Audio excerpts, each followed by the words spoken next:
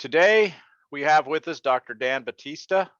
He is used to work with the University of Delaware as the diagnostic lab director. He did a lot of the directing of the diagnostic lab. However, now he has gone to industry and he works with a company called Zoetis, who is kindly helping sponsor our meetings this time. So with that, I'm going to turn the time over to Dr. Bautista, and he is going to share with us today Poopology 101. Dan? Thank you very much. So I see at least 30 people joined in. So this is great. I can spoil your lunch. What an appropriate topic, right? Yeah. So why learn about and pay attention to the droppings of your flock? There's a lot that can be seen from a health perspective. As you can see over here, that's a guinea fowl on wire right there, and you can see fully formed droppings. So that to me is a sign that everything's pretty good. Really, it's not all about just looking at droppings for the sake of looking at droppings, right? So droppings would show you, give you some indications about what internal parasites your flock may have, okay? Whether that's roundworms, tapeworms, and coccidiosis or protozoan. So those are the three major categories, three major groups of internal parasites that you as a smallholder hobby flocks or backyard flock owner might encounter. So I'll share with you within 20 minutes or so my experiences in the lab. The lab when I was at the University of Delaware and Maryland, we used to offer this diagnostics for free because it's really important for the overall poultry health initiative in the region. Okay, so you might not be opening up birds like I do all the time, but you can relate to some of these things. So what would make one think of a parasite infestation problem? So if you have meat type birds, you would have birds that are not growing as fast as you want them to be. They're just weak. They get sick a lot. They are lethargic. They're very depressed. They could see watery or bloody diarrhea before some of them die, and that's a sign of severe parasitism. If you got egg-laying hens, reduce their egg production, if not losing all of their egg production. So those are things right there. So at the bottom right, you can see I peeled open the dead chicken over there. There's really no breast meat in that chicken. All you can see is the keel. Okay, and on the top right there is you can see the tapeworms on that exposed gut. All right, so this is what we came for, right? So what is a normal dropping or poop, right? So chicken poop. That's what we're talking about.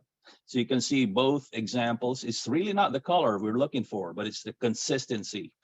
So as you can see on both pictures, you got a fully formed dropping. It's got that white cap. Birds do not urinate per se. So what they do is they concentrate, remove all of that, absorb all of that water back, and what you're left with is that white chalky substance called the uric acid, and that's urea. That's the good for fertilizer. Okay, in some birds which eat plants, you would see the chlorophyll tinge, green tinge, right? You can see that in goose droppings because they eat a lot of grass. Okay, but in chickens where they eat a lot of grains, you can see on the left side that you can even delineate some of the corn particles is in there. Otherwise, but what we're saying here is that is a fully formed dropping that you would want to see. This is still normal right here. So you can see this murky, dark, pasty dropping right here. This is what we call cecal dropping. So it's coming from the chicken's ceca. We call it ceca in the chickens. We call it appendix in humans, right? So basically that smells like the gutter, but it's still normal because it is the site for microbial digestion. So a lot of bacteria, healthy bacteria in there.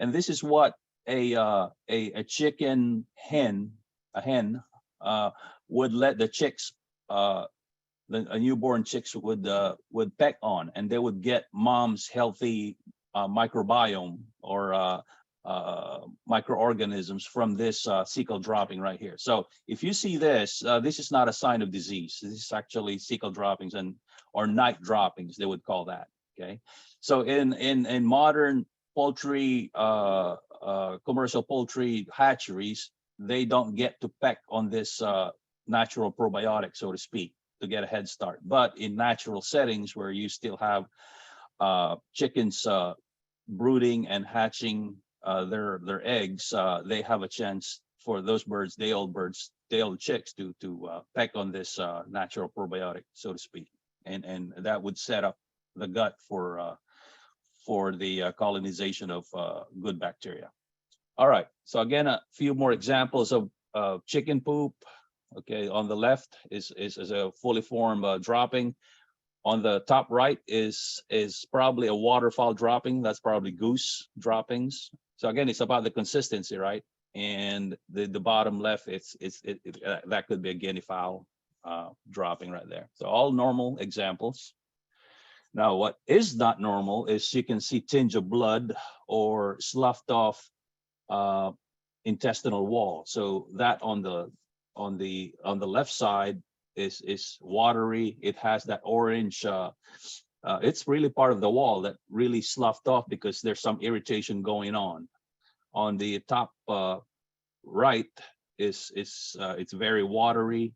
It still has so definitely you don't have that formation of the uric acid. So that is bad. You're either losing birds or the birds are losing weight. Now, when you see green droppings, that's usually severe. That means the bird is not eating. That's what it says. It's too sick to eat.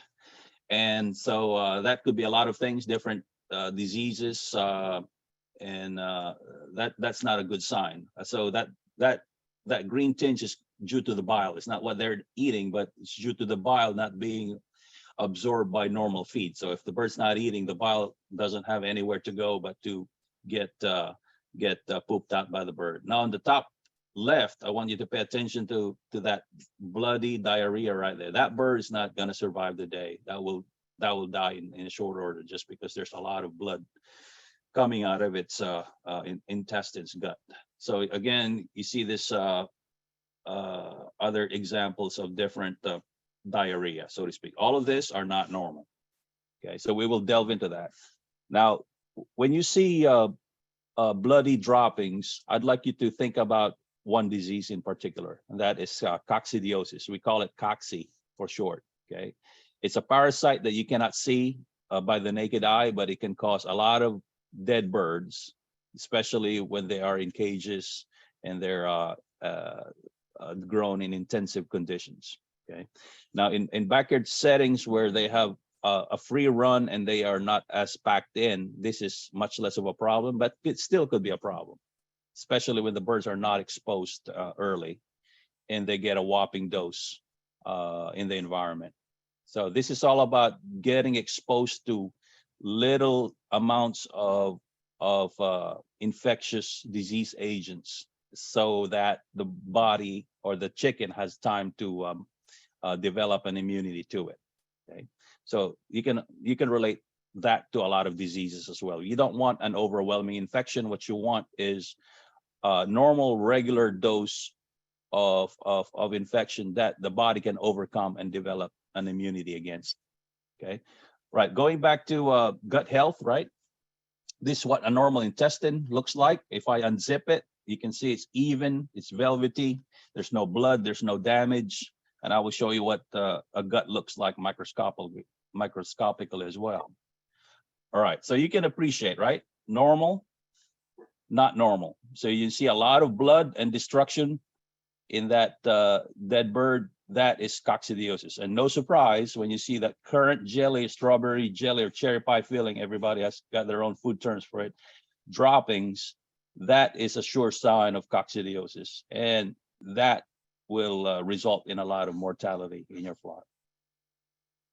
Okay, and when the birds somehow survives that severe infection, secondary bacterial infection happens, and we got necrotic enteritis. So necrotic enteritis is the bacterial infection brought about by coccidiosis infection. Otherwise, both are really bad news, right? All right, so you can see the velvety appearance of the gut. Let me just review that with you. Okay, so that's velvety and smooth.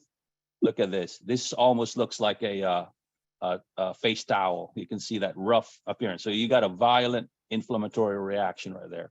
And sometimes in acutely infected birds, you will see this this foul smelling diarrhea, the dark chocolate colored diarrhea right there. Basically, it's that is digested blood.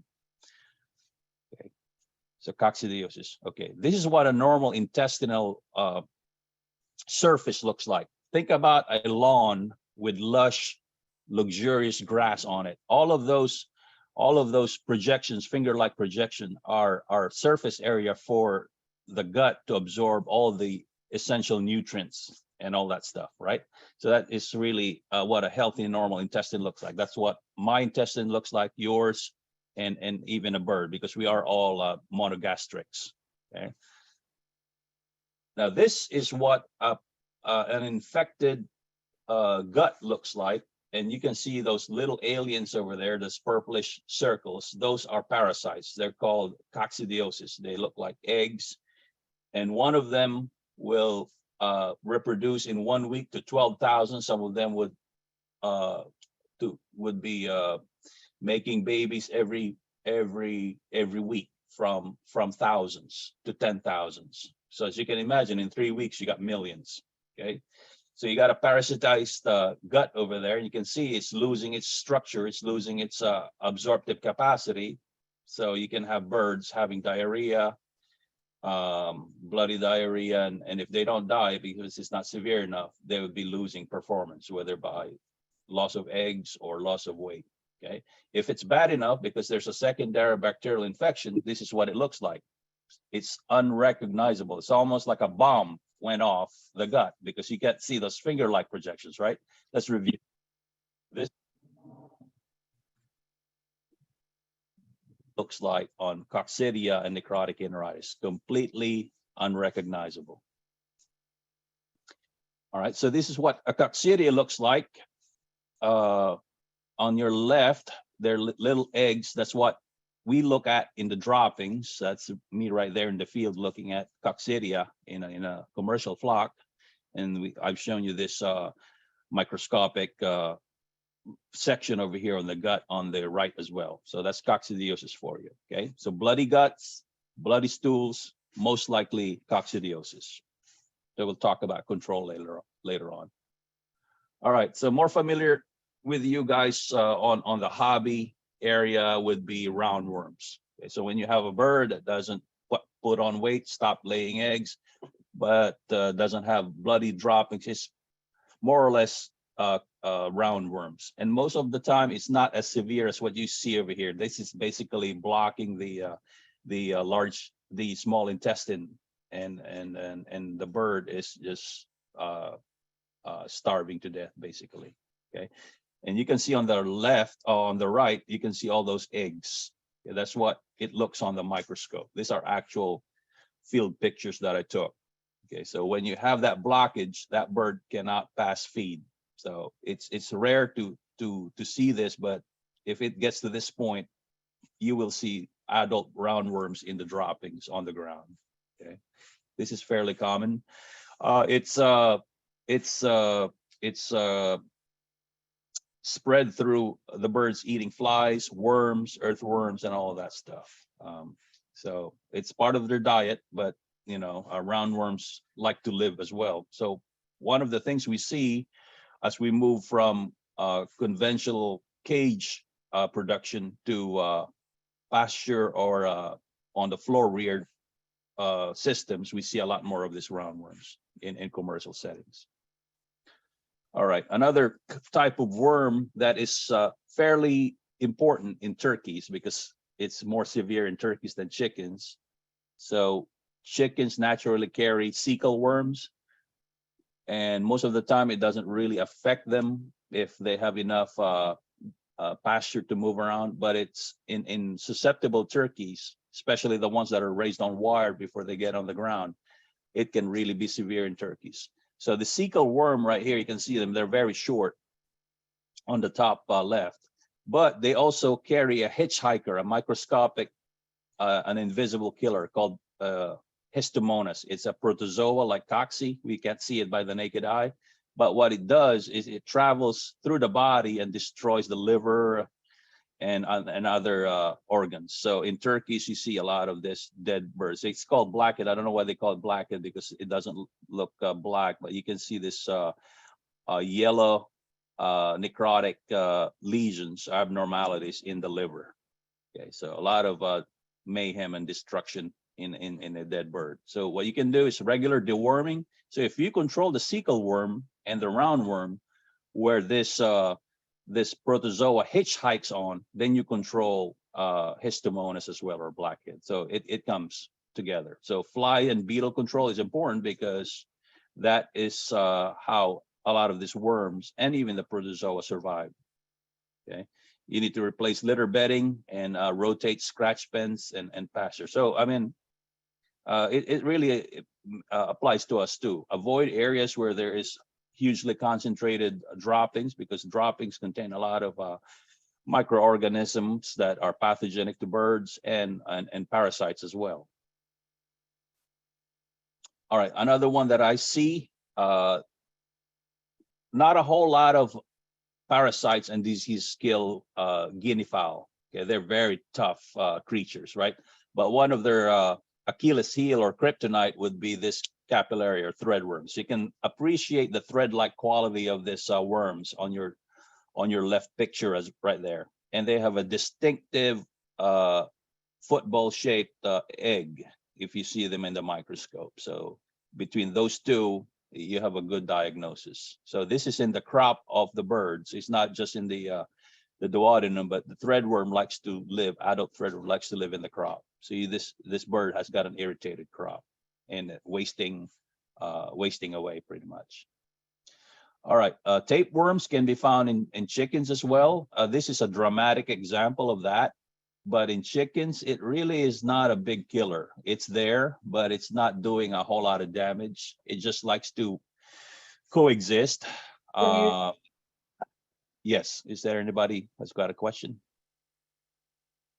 All right, I'll keep going here. So you can see over here, flies, worms, they're eaten by chickens, and this larvae or part of the life cycle of the tapeworms or even roundworms that establishes in the gut, and then it develops new tapeworms and roundworms and passes on to the eggs, passes down onto the droppings, right? So this is basically a rough cartoon on the life cycle of a lot of parasites. You can see the bird, it's infected with the tapeworm, the droppings have the eggs, and it gets eaten up or gets taken up by insects, dragonflies, worms, and all that good stuff. And then yeah, it likes to live as well. So what we're aiming for, if you have pasture raised birds, is not zero incidence of worms. Sometimes a little bit of infection there is good, because it continuously tickles the immune system. You know, so it's almost like mom said, it's kind of bad for kids not to be exposed to the outside or the soil. I mean, they need a little bit of that, because it shores up their immune system. Same thing for chickens and other animals. What we don't want is an overwhelming infection or a weak immune system. Yeah, a good immune system and a not so crowded and sanitized and clean system, okay, not sterile but clean, is ideal. Okay. All right, well, we're showing right here that some of this larvae, especially in some of those bird worms like threadworms, they like to live under the blades of grass and all that stuff. So this is kind of important in horses. They got their own worms, but also in some cases, some of these worms also exist in chickens. They hide under grass. They like to stay there and get eaten up by animals, and then they go back down into the soil again when the sun is high. Okay, so what we're saying here, how do you control this? Well, trim the grass a little bit. So, not to the nub, but a reasonable amount. So you can see the sunlight in there. But the main thing here is just to rotate where you're rearing birds if they're free range, or at least where their scratch area is to maintain cleanliness. All right, so we talked about this. So this is fairly self-explanatory. Provide clean water, clean area for raising these birds. You need to have good drainage. A lot of these worms, a lot of this bacteria, they survive when there is a wet, cold environment. So what you want is a well-drained, dry environment. Okay, so the reason why you don't want to have spilt feed is, when the feed is spilt on the scratch area as well. I mean, that's where all the droppings are, and that's where they be encouraged to peck at the litter and get more infected with higher doses of whatever parasite we just talked about. Okay, so we talk about UV light and larvae in grass, right? So reduce the exposure is basically what we want. And it's not really realistic to kill all of these parasites, and maybe it's not a good thing anyway. Okay. All right, so I'm not going to go into a lot of these drugs just because I work for a vaccine and pharmaceutical company as well. But you can research them. I mean, there's very few, but there's some still that we can get out of our feed stores, but they're increasingly more regulated. Okay, so you got these two right here for roundworms. These are generic names: piperazine and fenbendazole.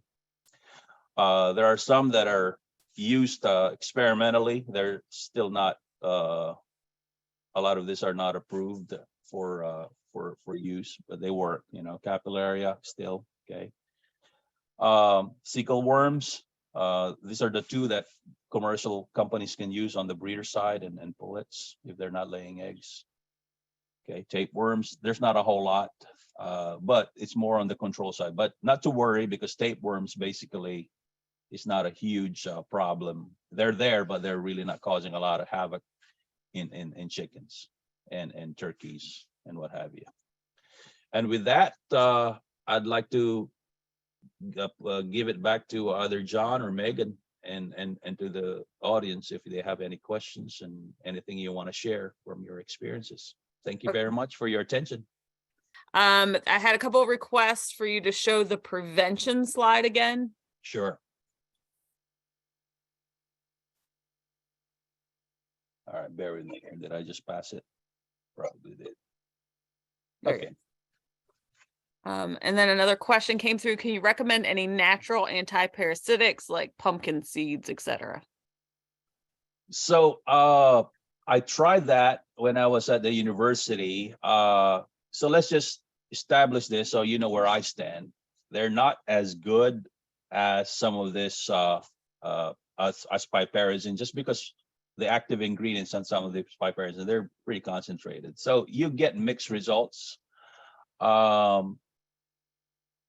Piperazine, sometimes nicotine, some people would infuse tobacco and get that, but you can reach toxic levels. I mean, they're known to affect the nervous system of the animals. I would say at best, in my limited experience, I get mixed results.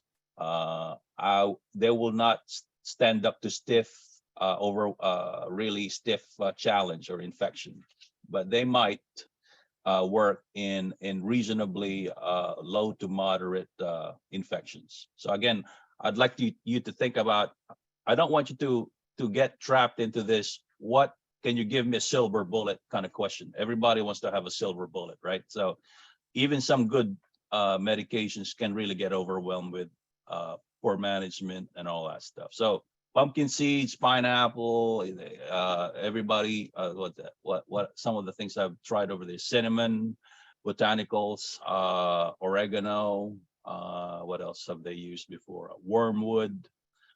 This is a big one: diatomaceous earth. Some have worked in some people's hands. What I've done in some of this research that I did in stiffer challenges, they don't hold up as well as the commercial alternate the alternatives do not hold up as well as the commercial active ingredient types, but they have a place because because of how you're raising your birds. So I would say try it out. It won't hurt, right? But I think the focus here is just to enable the bird to be infected but not overwhelmed with infection. I think that's more important. Sanitation, rotation, density, that sort of thing. Yeah. Hopefully that answers your question. Yeah, go ahead. This next question kind of might go along with that a little bit. It says, I've heard mixed information about whether to regularly deworm chickens. Should they only be treated if they show signs of declining health and evidence of worms, or do you recommend annual deworming protocol?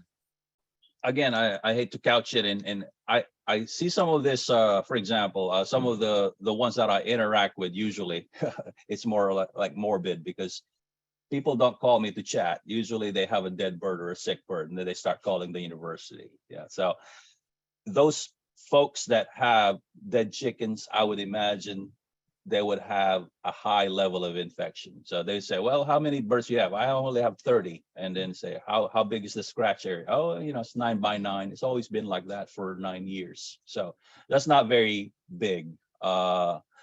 So for those folks that have limited area and they know that they have previous bouts with parasitism, I would say go for regular deworming, because that you're reliably going to experience high challenge. Now, for those that have don't have any experience with deaths due to parasitism, the leave it alone concept is also good.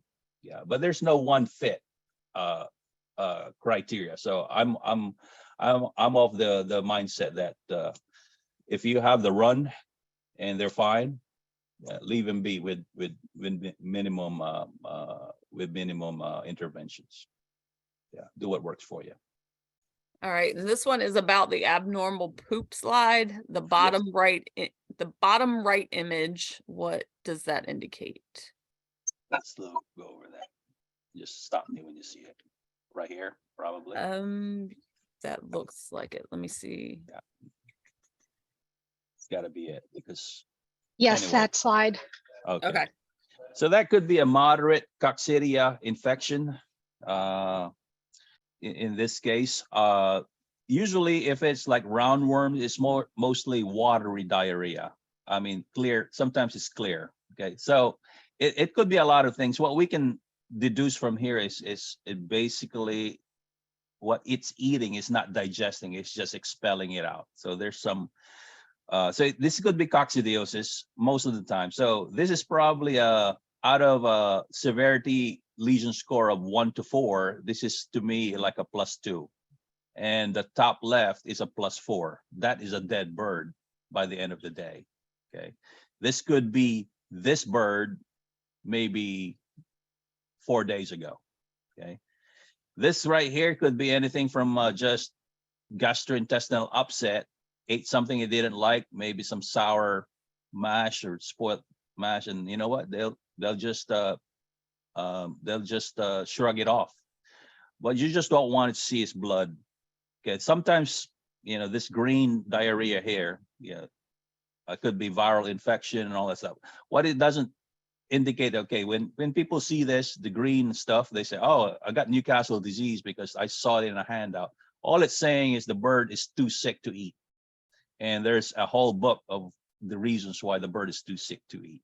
Okay, but the take home here is that almost all of the time, the one that really you have to be paying attention to is coccidiosis, because it's so fast. Like I said, it grows to tens of thousands of offsprings in like 1 week, every week, until the bird is old enough to fight it off. So that's your really your major nemesis most of the time. Great. I think the next one about reducing exposure to insects, I'm not sure if that is a question or just a comment. So if it is a question, can you clarify that? The next one, as a natural health practitioner, there are ways to treat parasites for humans. So the same applies to chickens. The natural treatments are probably better suited as preventatives.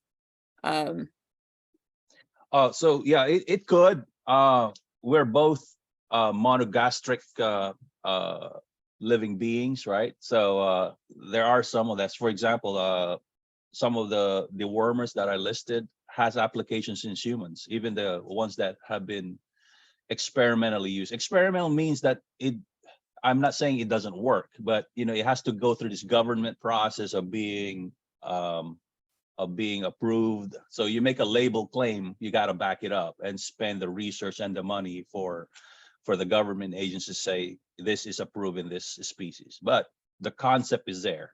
But unfortunately for backyard flocks and a lot of smallholder farms, that's the thing is a lot of these pharmaceutical companies don't bother going through that process. Not to say that there's not other things that works out there. So really, it's up to you. Try it out. If it's a natural a remedy and it works for you, I say, go for it and share your experiences. Yeah, I mean, I've been dealing with parasite resistance to dewormers in Yes. sheep and goats for the past 15, 20 years. Because it is a huge issue in them, because the main parasite that gets a hold of that we deal with them can cause death very quickly. Yeah, stomach worms, right? And Barbacle yeah, worms. and I always tell people, if you have a natural quote dewormer remedy that is working for you, that's fine, keep going. But once they're clinical, then you're gonna have to put the chemical down their throat. But it may be that some of these natural remedies make it so you're having to deworm your goats once a year as opposed to 5 times a year, and that's fantastic, because we don't want to deworm them any more than we have to, because the drugs are very limited, and everybody's going to have a different experience with it depending on their management too. That's right. I just don't want people going out there and saying just give your animals pumpkin seeds to deworm them, because what works, if pumpkin seeds work on one farm, they might not necessarily work on another farm. Right. Yeah. So yeah, be open-minded to what's available out there, certainly, but also be mindful that there's other things that would tip things in the balance, like, how much of a challenge do I have? I think that's probably to me, in my experience, that's a more useful conversation. So, there's such a thing. You cannot really make it too clean, but at the same time, you don't want to pack in any animal. I mean, even humans. I mean, it's bad for us to get packed in, right? So moving around, just and the immune system would take care of itself for the most part, especially in backyard flock settings. So don't fall into the trap of collecting too many birds more than what your husbandry and your property can handle. I think that's, for the most part, that's usually where most people make mistakes. Yeah. And that happens with all species. The more you have, the more worms you're putting out onto the ground, the more challenge you're going to have. Absolutely. There's a question about the difference between abnormal droppings and the cecal droppings. The only difference, the color, both are watery, mucousy. The smell too. The cecal droppings has got that strong, I would say, it's almost like a stopped up gutter. So it's like got a strong fartsy smell. I gotta say that. Okay, just because it comes from the ceca, and there's a lot of bacteria, billions of bacteria in there. Let me see where that is. Okay, right there. Okay, so as long as it's not blood, I'm not worried. Okay, so when you have the chickens, first thing in the morning, just look for that, whether that's in the nest boxes or down in the litter. So it's quite different. It's got that shiny and really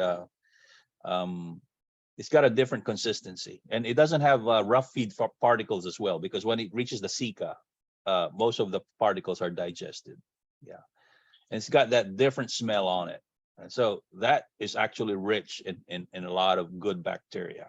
Okay, so it's like us, right? So some of the stuff that's good for us because it promotes good microbial digestion are really not good for us socially, because we pass gas, right? Beans and what have you. So but anyway, it has that microbial property in it. It's got that. I can't describe it any better than to say it has that fartsy smell. All right, here's an off-label dewormer question. Does the pour-on ivermectin for cattle work for deworming? I've had good luck with it for mites and lice, but wondering if it works for worms and chickens. So it works, but you run the risk of overdose.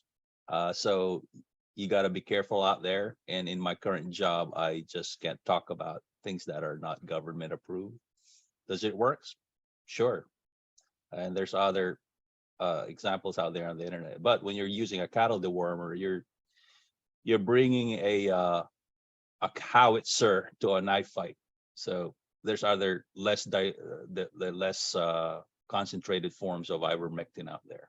So when you're using one that's good for cattle, it's kind of overkill. But yeah, conceptually it works, and some people out there have good luck with it. It's just that we're into this government approved or not. Yeah. So that's I'm gonna leave it there. And we should mention that anytime you're using something that is not labeled for the intended purpose, Right. in an animal, that you need veterinary oversight for that. Right. That's considered off-label. So you do need to be working with a veterinarian if you are doing that. And a big part of that is, one part, you don't want to overdose them, but also these are food animals. So we don't want any drug residuals in the meat or the eggs, whatever they're producing. And dairy animals, the milk. So it is very important when you are using stuff off-label that you are working with a veterinarian to do that. Very true. But thank you for joining us, and thank you, Dr. Bautista, for sharing his wealth of knowledge with us. I enjoyed that. Thank you very much. I enjoyed this one a little bit more than the commercial ones, I will say. I have more of an interest in the backyard. Well, thanks for inviting me. All right. Thank you, everyone. We'll see you next week. We're going to be talking about actually taking fecal samples in case you think you are in a situation where you need to use a dewormer. Have a nice day.